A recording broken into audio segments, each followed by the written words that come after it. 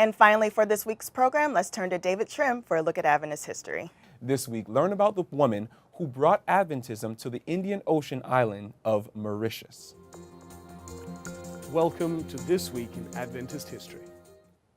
On September 14, 1900, the Cumberland Mission in the U.S. South was reorganized into the Cumberland Conference, with Smith Sharp as its first president. The new conference had 450 members and just 3 pastors. Today's Georgia-Cumberland Conference has around 40,000 church members served by 140 pastors.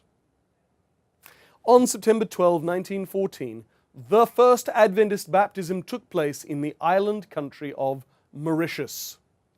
4 men and 21 women were baptized, and the first church in Mauritius was then organized. All this was due in large part to the eager witnessing of a zealous laywoman, Rosina Lemem.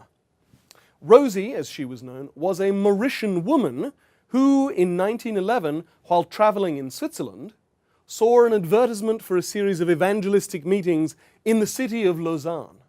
She attended, and soon after she was baptized by the American missionary Herbert Dexter, the superintendent of the French-Swiss Conference.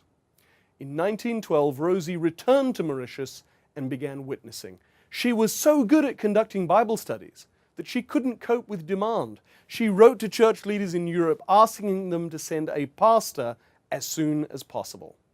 On May 2, 1914, Paul Badeau, a French missionary, preached his first sermon in Mauritius, and 4 months later, 102 years ago this week, he baptized those 25 people, many of whom had first learned about the Sabbath from Rosie Lemem, a wonderful example of total member involvement.